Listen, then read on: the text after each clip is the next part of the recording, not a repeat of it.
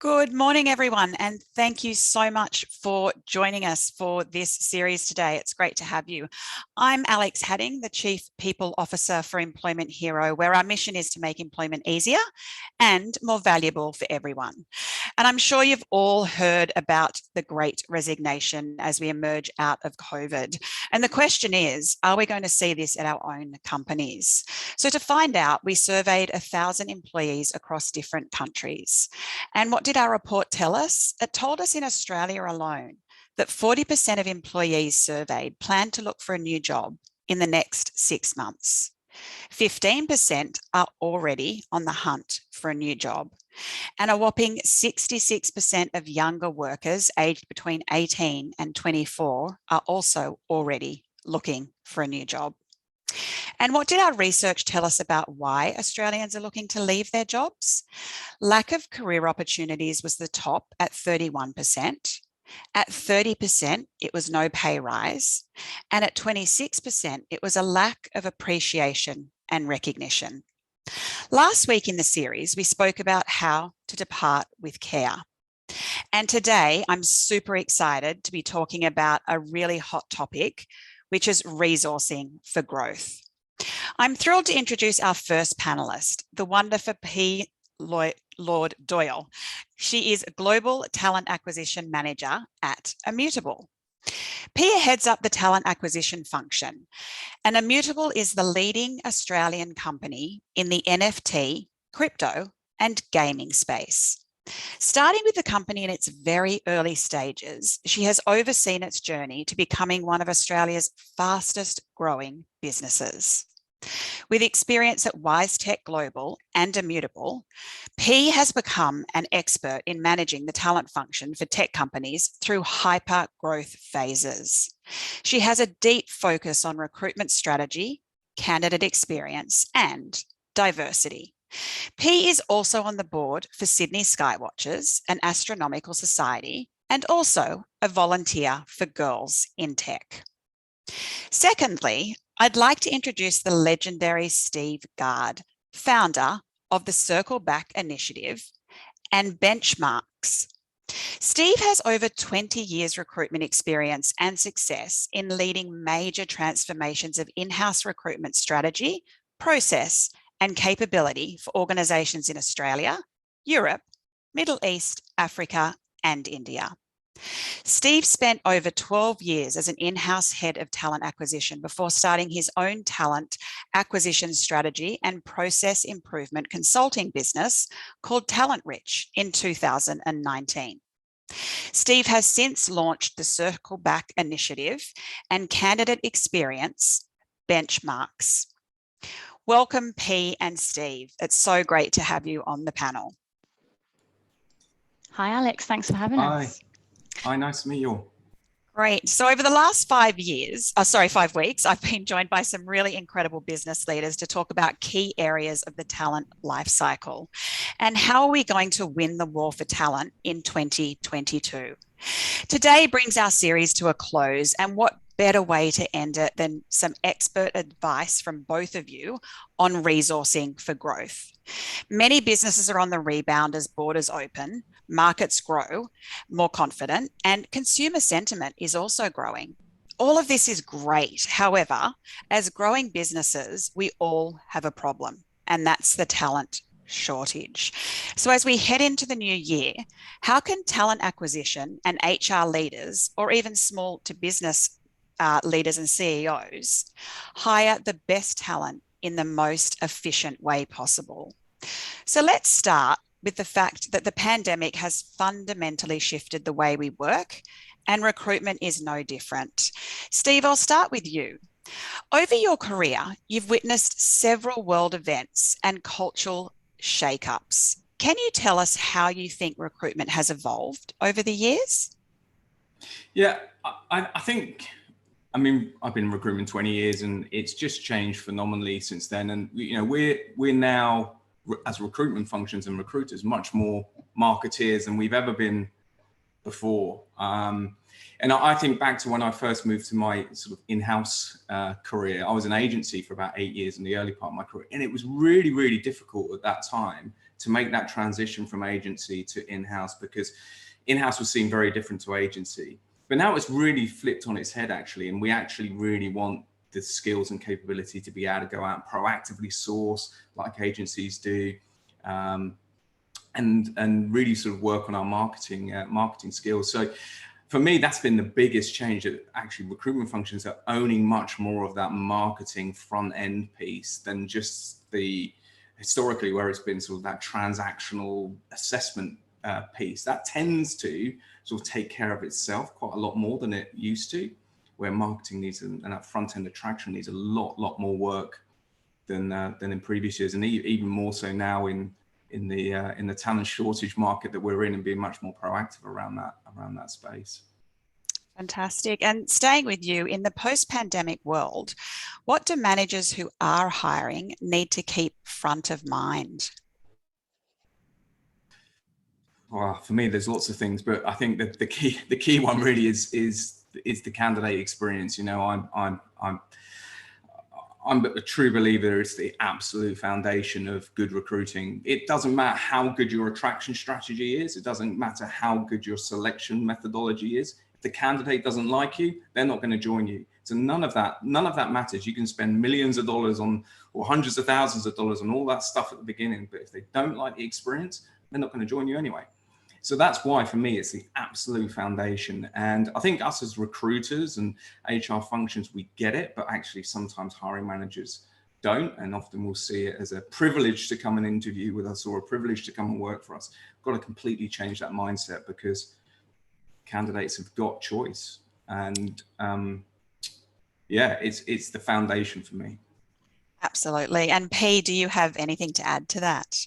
Yes, I think Steve's last point is really important. I think, you know, a few years ago, it was mostly about what the company wanted, and it was the focus on the company, but now it is more candidate centric. And I think there's a big focus on work-life balance. You know, that's becoming a flexible working is now kind of a given. And I also think now more than ever, there's a big focus on companies' purpose and mission.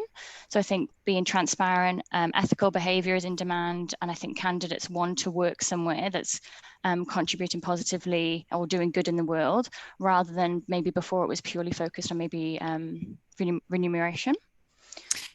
Yeah, you're spot on. And our insight survey showed that candidates are looking for all of those things. And back to both of your points, we've certainly lost candidates because hiring managers haven't taken them on that journey, where it really is so much about it's a two-way street now, and the importance of that.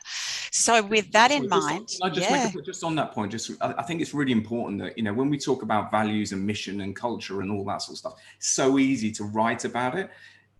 The key thing is that the candidate feels it as they go through that process. So if you're saying on your job adverts and your website, you know, we're an innovative company, we're a people-centric organization, but then the candidate doesn't feel that as they're going through that process, it's just you're ruining your employer brand immediately. So it's getting those hiring managers and recruiters to actually demonstrate that rather than just say it is key. Yeah, and you can do that really well through storytelling, we've found. So if you can tell why you joined the organization, or what you love about the organization, what you love about your team or the management team, it helps to tell that culture piece of the story, which is great. Moving on to a huge part of the hiring journey is that partnership between the recruiter and the hiring manager. So P, how important is this relationship between the recruiter and the hiring manager? To me, this is the most important thing to enable success. I think you need to have a two-way respect, and there needs to be trust between both parties, and then an understanding that it's both of your jobs to fill the roles and find the best person for the team, not just the TA team. And for me, I've made sure that there's a dedicated TA lead in each department, and they're embedded in that department. So they'll go to stand-ups, they'll go to Friday wins. Today, there's a Christmas party for our Meetable Studio. I've made sure the TA team's going to be there. They're going to be interacting with people. They're going to be understanding about the culture of that team. And then you can basically kind of use that when you're speaking to candidates. So I think you really need to ingrain yourself and ensure that there's respect on both sides. Fantastic. And further to that, in fast-growing companies such as Immutable, tensions can run high. So how can talent acquisition work with the business to ensure a smooth hiring process? I definitely think of a structured kickoff meeting, which is kind of what we called a briefing meeting, and setting expectations. So for example, we have hiring sprints at Immutable, so 6 weeks. So you're clear that this is going to be 2 weeks sourcing, 1 week screening, 2 weeks interviewing, 1 week for reference check to offers, and then setting those timeframes and blocking time in people's diaries might seem simple, but doesn't always happen. We often have to book 15 minutes in every interviewer's or every hiring manager's diary after the interviews. And then over time, they end up doing it themselves. But we've started doing that to make sure that they actually complete the feedback. What else? I think running sourcing jams. So we do that here when we do the kickoff meetings. So we do a kickoff meeting for 30 minutes and then a sourcing jam. And we source together across LinkedIn, GitHub, Twitter, Discord's a big one for us. And then that helps us know what we can flex on rather than like TA going away and doing it and then having to have another meeting with the hiring manager. We use TA insights. You know, for us, we're hiring a lot of crypto native people. One of our roles is less than 2% of people in Australia, but the hiring manager wants this person in Australia. Now they know they can't get that person in Australia, but we basically are using data to influence decisions.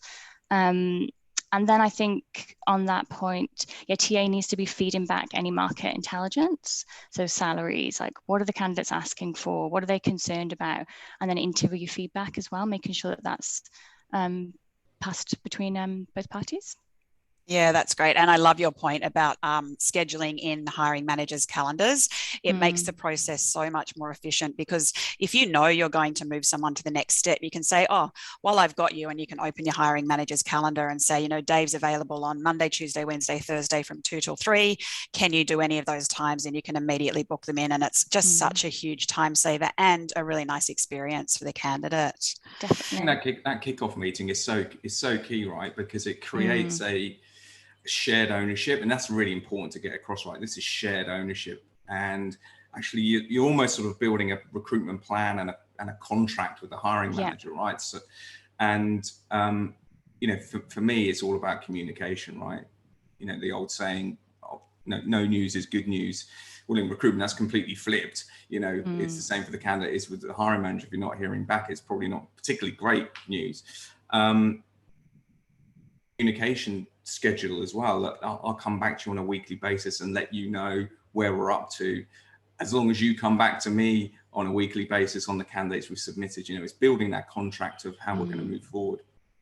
We have a Slack channel for each role, which I find super helpful. So we just, because we don't like having lots of meetings at Immutable, we call it death by meeting. So we have a little Slack channel, you know, we've contacted this many candidates this week, or this is how we're tracking, or can you post this on social media to, you know, boost your engagement, things like that.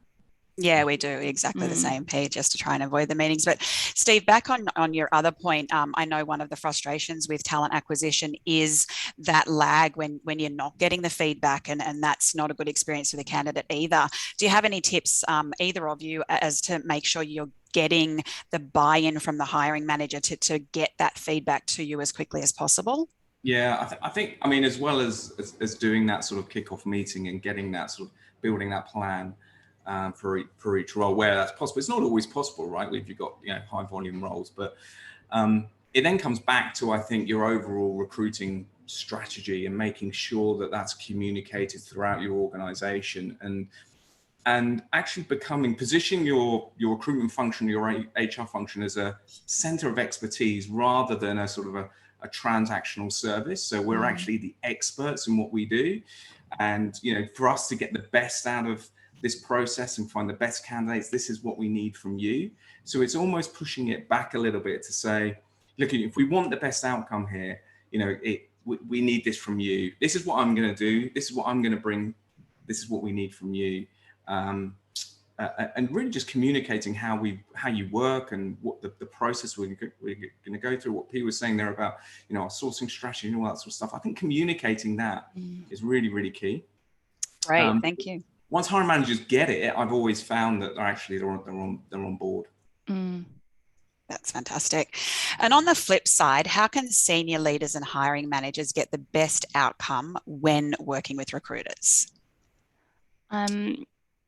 I think obviously, like I said before, but true partnership, that true partnership piece, that is both of their roles. And then some practical things from me would be, even when they create a job requisition or they're deciding their hiring forecast for the year, loop the head of TA or that TA lead in so they can influence the hiring decisions, and because they can feedback any market data. What else? Things like, this seems obvious, but it doesn't always happen, hiring managers making sure they turn up on time, turning off Slack. If a candidate emails the hiring manager, make sure you respond within 12 hours, communicating positively about working at the organization that you're at. Selling, I think, is key, and telling a compelling story. We call it kind of like sharing your why, or sharing your winning culture. And then at the start of the process, I think, like Steve mentioned, sometimes hiring managers don't know what they want. So if they don't know what they want, how can we find the right person? So just having a really clear understanding of the role.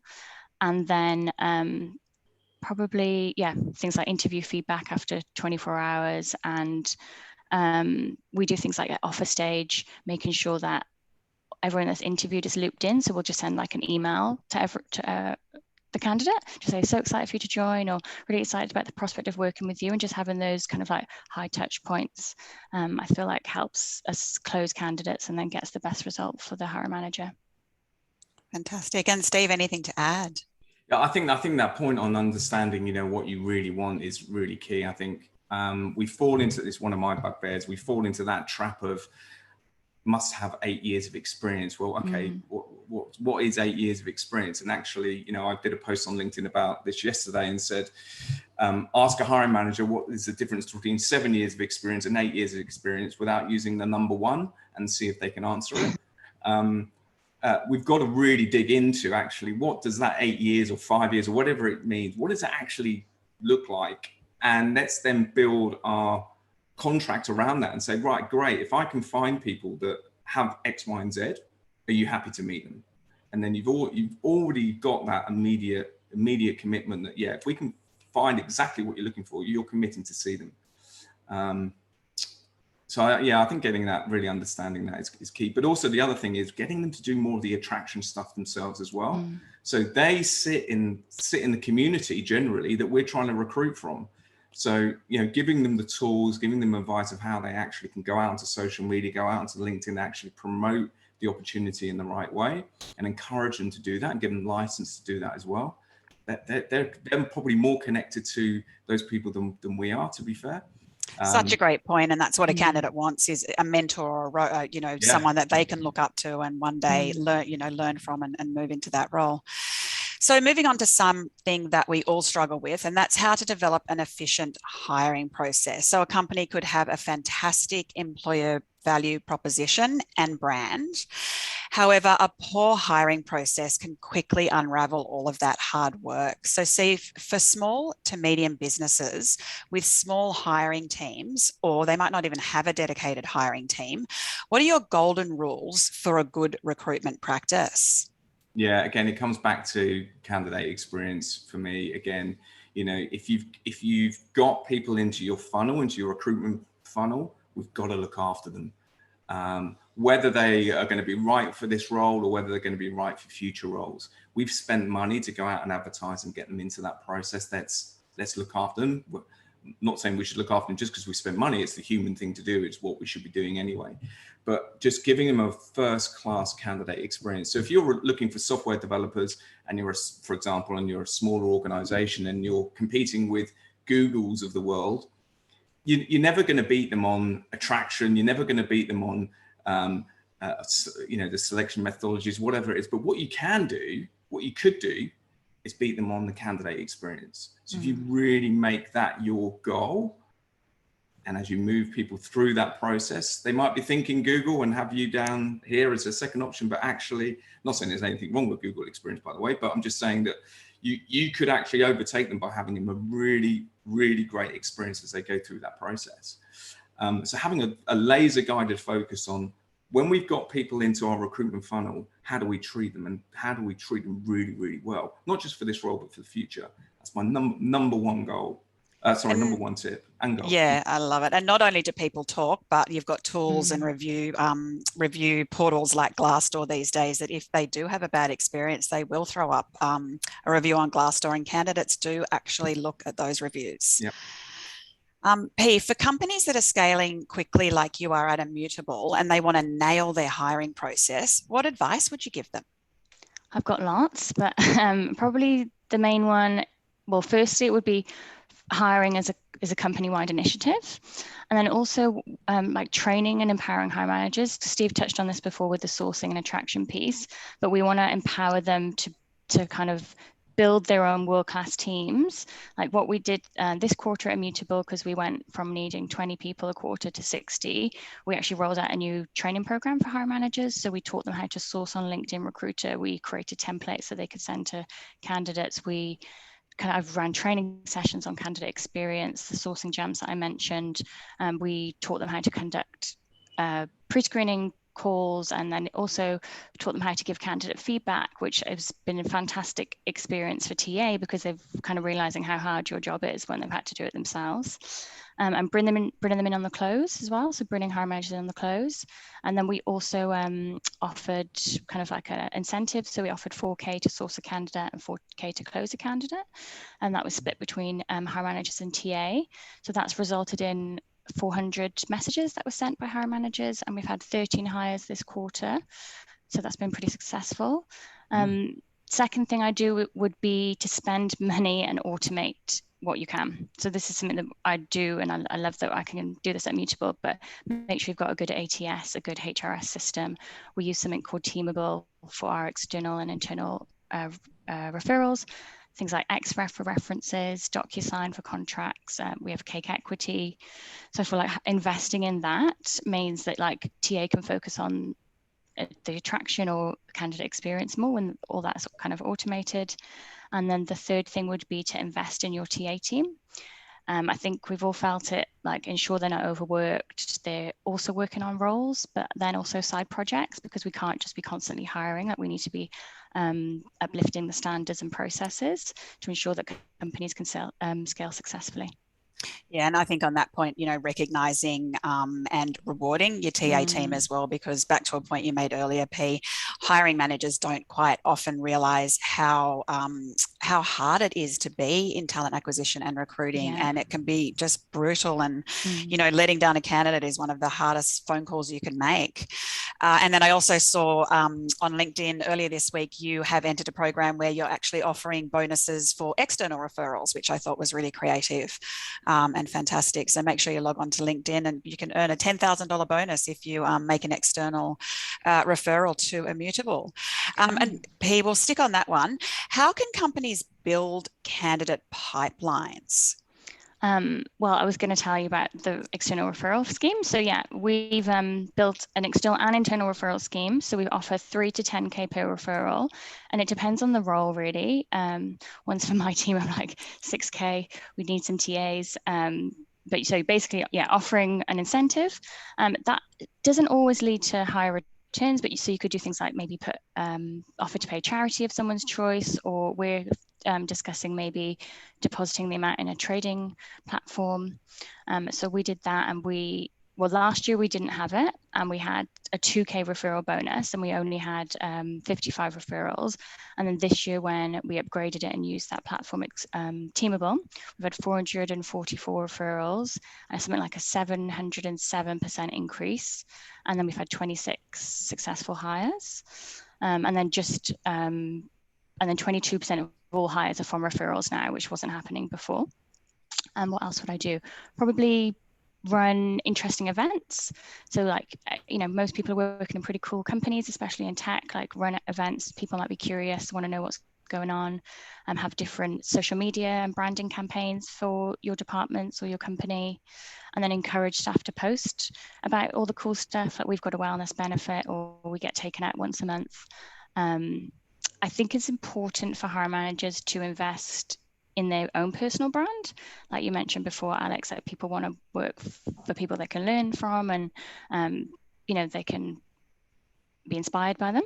So I think that's important to showcase who you are as a manager. And then we also find it helpful to use like Discord, Twitter for candidates, so pipelining that way. Or another successful thing that we've had is putting up job adverts that aren't for jobs. So things like, we call it like the expression of interest, or did we miss you? We've had 300 applications through that, and we've hired a head of security. If you're in TA, that's a freaking hard role to hire. He just came through that. He's fantastic. And we had 3 software engineers from that, 1 female, 2 males. And that's just from us, just posting up a job of it. We find that helpful. And then finally, probably planning. Like the leaders in the business and executive team need to plan and do the hiring forecast for at least 6 to 12 months in advance, which I know can be really hard in a startup scale-up world, but that's the only way that TA can really be proactive and build those candidate pipelines in advance. Fantastic. And I love your point about events and showcasing actual leaders. So if you do hold an event, it can be great to have your CTO talk, your co-founder, your founder, your head of marketing, anyone that's going to inspire those pockets where you're really wanting to hire people. You can really win over people that way. So next we'll move on to the candidate market. So the current market is really a candidates market. Businesses are increasingly having to market and sell their brand and themselves, their culture, and to your point earlier, their purpose and their mission, and a compelling candidate journey as well. So P, how can companies create that compelling standout candidate experience? I could talk all day about this, but I'll probably just talk about some top tips. So when we interview candidates, the TA team kind of makes a note of like what's important to the candidate, and then they make sure that that's mentioned throughout the process. So say a candidate they say they've got a family, we might mention that we've got a Slack channel for parents, or that we send a care package out, or that when we have new starters who have kids, we'll send them some extra merch, and then like the hiring managers or the interviewers know that's what they kind of should be subtly talking about or discussing. I think you need to, we've mentioned this, but you need to create a really fast candidate feedback loop. So we say that hiring managers have to complete feedback within 24 hours. I've got an OKR with my team that they need to be checking on candidates every 2 days. Even if they don't have any news, it's just checking in, how you doing, what's going on with you. Thing that I personally like the team to do is call candidates, not text or email them. I think it's important to check in with them after the interview. I think our role is to guide and support candidates through the process, and we'd rather candidates vent to us as well rather than their friends. And then probably the speed. So we've got an OKR that when we have the first video call to the final video and ideally offer, it should be in a 2-week period. And I think you need to kind of work with speed. Most candidates are interviewing at least 4 other companies. So, another thing, nothing against Google, but again, those bigger companies have longer processes. So, a smaller company can lean on that and make sure that, they're bringing people through fast enough. And then probably addressing candidates' concerns. So we're very open, like, do you have any concerns about working here? Where else are you interviewing? Is that your top choice? Why? And then addressing that. It might be that we're not the best company for them, but I still think it's good to just have that honest conversation. And then, just showing your excitement for both parties, like you mentioned before, Alex, like they're interviewing us, we're interviewing them. So to make sure that, everyone involved is speaking positively and ensuring that they're alert and present in the time they're spending with external people. That's amazing insights. Thanks, P. And Steve, you're a huge advocate for respectful and engaging candidate experience. What motivated you to found the Circle Back initiative and benchmarks? Well, the Circle Back initiative came about right in the middle of the pandemic last year. So for anybody that doesn't know what the Circle Back initiative is, it's a group of employers that commit to responding to every applicant throughout the recruitment process. And it came about, I was, my other part of my business, my Talent Rich business, which is working with organizations around their TA strategy and training recruiters. Obviously that work just disappeared overnight during the pandemic. So I was, crikey, what do I do? And threw myself into a group called Jobs for Australia. And I'm not sure if anybody's heard of that, but Jobs for Australia was a group of talent acquisition and HR folk that had lost jobs or themselves or lost work and had got together to say, look, we've got a lot of knowledge that we can actually help and coach other people that have lost jobs as well. So we were doing Zoom calls with people that would register their interest with us and say, look, I need some help with my CV. Many of these people have not been in the job market for years, just suddenly thrown into that job market, which was a really, really difficult one at the time, obviously. So we were coaching them around their CVs, the interview technique, and we'd be assigned someone and we'd sort of go through that process with them. And it was there that I was seeing, usually on the second call after we've done the CV review, we'd get back together in 2 or 3 weeks' time and see how the search was going, that I was starting to see how stressed and the anxiety that people were facing, because they were seeing jobs and then just not hearing back and feeling really ignored, which was just compounding the stress and the anxiety that they were going through already. So us as employers, we were asking for applications. They were giving us applications and we were just ignoring them. And my view was, look, this has been a problem for years, but now it's obviously really impacting people's mental health. And as employers, we shouldn't be doing that. And we know that we can do it better. And that's where we started from. So instead of sort of deciding to go on to LinkedIn and calling out bad practice, I thought, well, why don't we just get a group together that showcase what is possible? So my view was initially, look, we might get 10 employers on board that are making the commitment. We've got 6 different standards that we've created that we ask employers to sign up to. We might get 10 employers or 15 employers that say, hey, we commit to doing this. We're part of the Circle Back initiative. Apply to us. We'll treat you with respect. We're now up to about 130 organizations. We've just launched in the UK beginning of this year, and we're just about to launch in the US and the Middle East as well. So that's what really, really drove me to do it, is to actually try and make change by showcasing what is possible. And the great thing is we've got really big organizations, we've got really small organizations, we've got some with recruitment teams, some that don't, some with recruitment technology, some with don't, but they've all got the mindset that we have to respond to everyone. And what that's doing is creating this sea change where other employers are saying, well, actually, we should be doing that as well. We want to be part of this. And we ask them to put it in their job ads, on their careers website, all that sort of stuff. So that's what really drove it. It was for the candidate. It's for the experience that they're going through, and for us as employees not to impact the stress that they're already experiencing. Yeah, I'm always surprised, because we're the same. We get back to every candidate, the number of especially senior candidates that come back to you and appreciate the fact that you've gotten back to them. They say, I've, haven't heard back from a number of employers, and you've given me detailed feedback about why I wasn't right for the job. So it really is incredible. And staying with you, Steve, with all of your experience, what are the main things that employers get so wrong with the hiring journey? Oh, I think we've touched on quite a bit of this already. I think not knowing what they're looking for, first of all, is number one. I think if you don't have a really laser guided focus on what you need, your attraction can't work properly. So I use the analogy of astronomers. So astronomers, when they're looking for, and you probably know this, when they're looking for something in the sky, they don't look at the whole sky. They look at an area of the sky where there's more chance of finding that whatever they're looking for. So they know that actually we're more likely to find what we're looking for in this part of the sky rather than looking everywhere. That's the analogy I use, because if you don't know what you're looking for, then you really you could be fishing in the wrong pond, you're looking in the wrong place. And then that feeds through to the selection process. If you're not assessing the right stuff, how are you going to know who you're hiring and if they're going to be good performers? But again, sound like a broken record.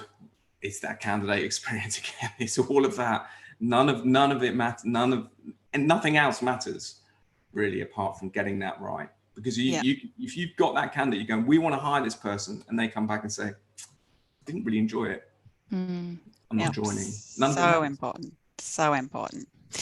And so then moving, we'll start with you, P, moving to predictions for 2022 and beyond. What do you see as the major themes or trends around talent acquisition for 2022? I think we saw a bit this year, but I do think global mobility will be a key one for next year. Like most companies, or a lot of companies, are remote working, they're remote first companies. So we've seen it ourselves. We've been able to hire so many fantastic people just because we've had access to this global talent pool. I think the top companies will utilize that.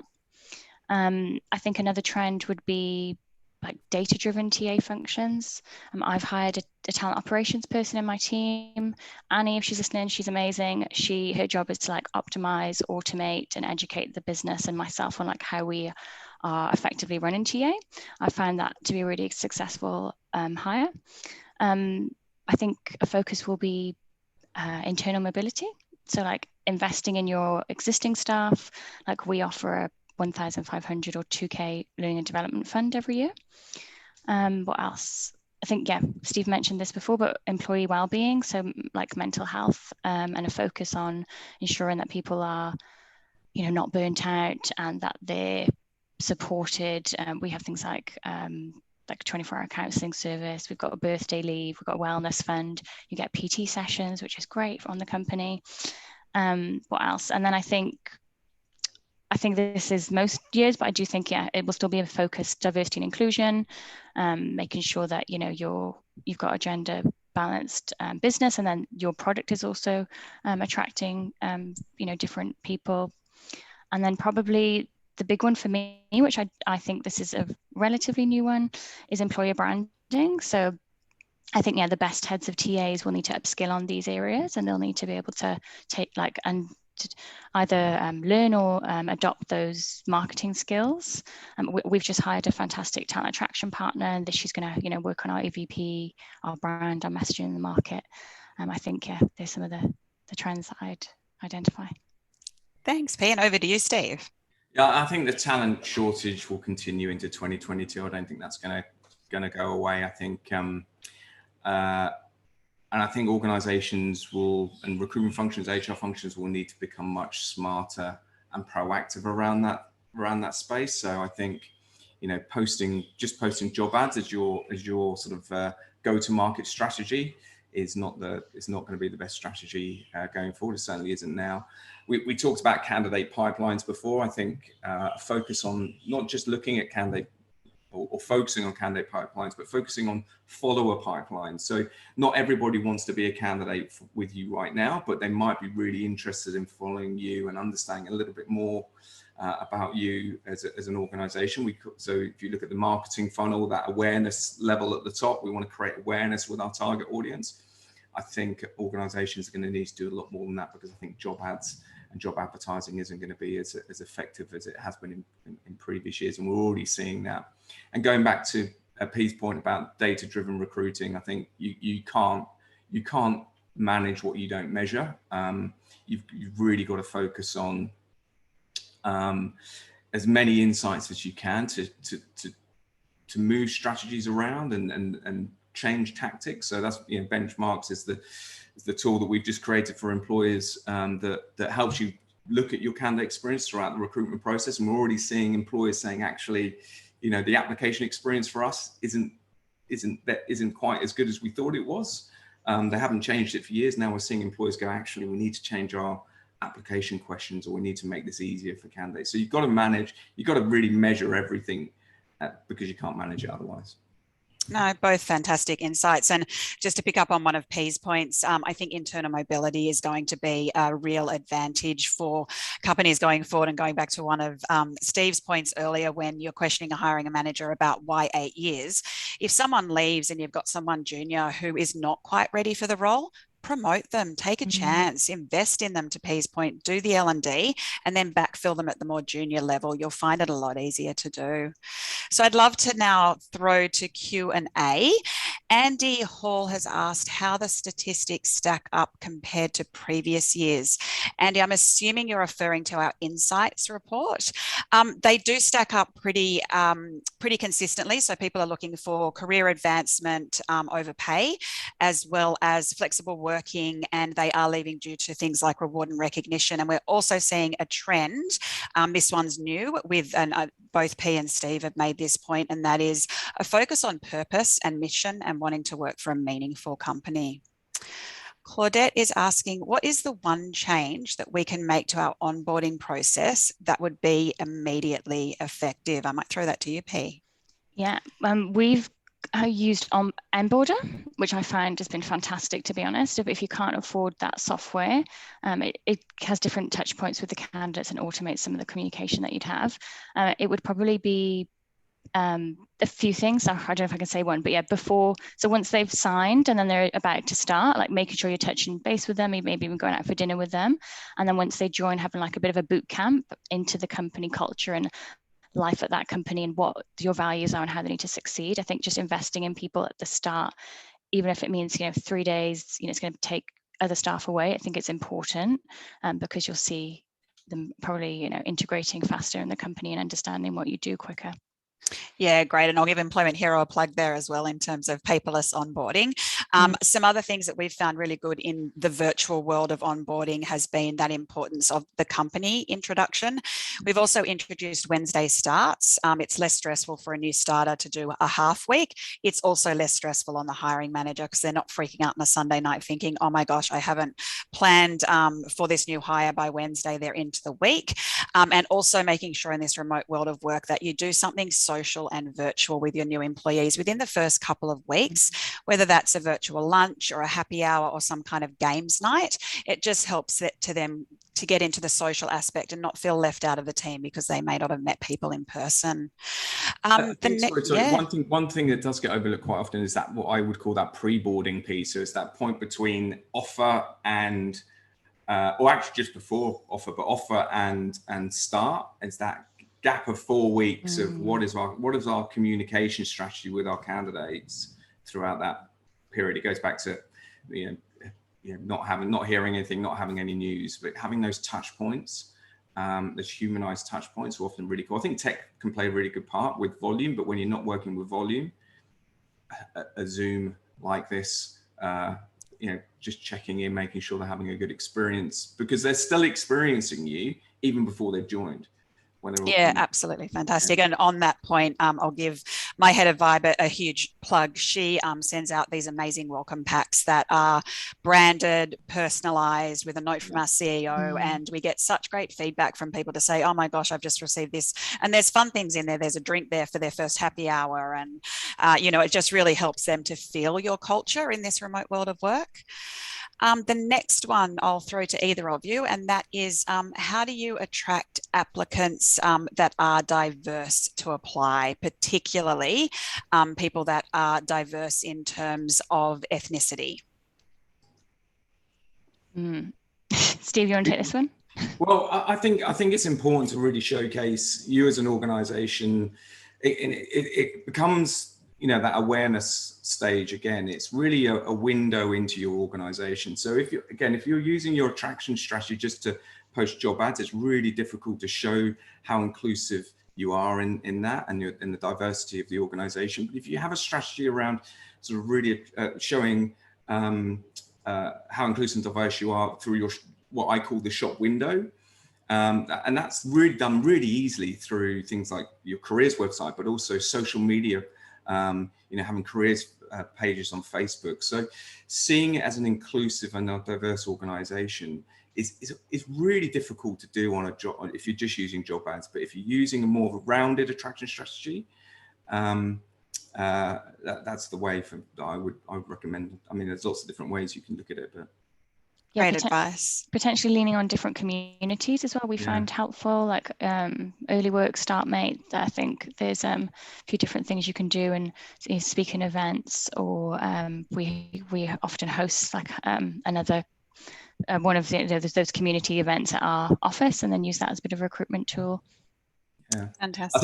I think generally, just going back to again, I'm not saying job ads aren't great, but they're not the best way to be your go-to-market strategy. Job ads are asking for marriage on the first date.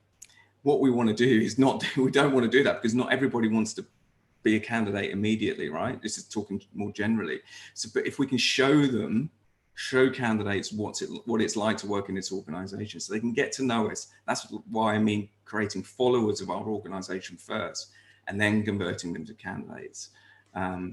And a great way to do that on that point, Steve, is doing testimonial videos of an employee that's had a really great career journey at your company. People love clicking on videos and they love hearing those stories of someone that's had good career progression, and then you're hitting on one of the things that people are really looking for in their jobs. There's lots of organizations that do this really well. So just a tip, if anybody wants to see an organization that does this well, Cisco do this brilliantly on Instagram. Virtually all of their Instagram, I think it's called We Are Cisco.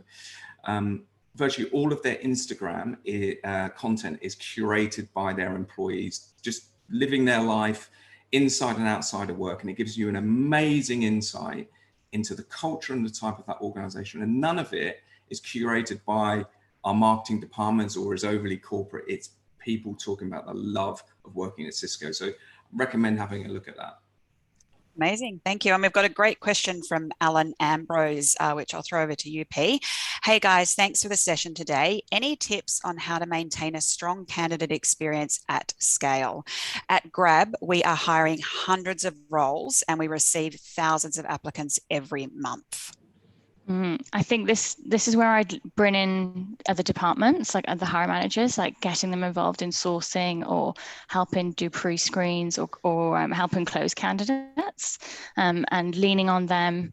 And then I would be as well, probably, if you can invest in more TA resources is probably what I'd say.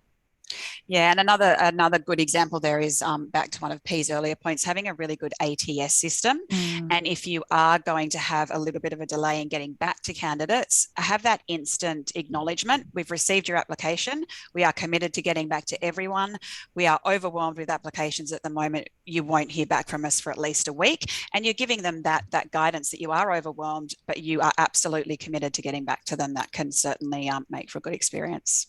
Tech is 100% your friend in this space. And I did some research on this, and actually candidates don't mind getting a system generated response as long as they get a response. I think the key is that, if you don't have the budget for an ATS, there's a number of different free ones out there. So reach out if you want to know who they are. I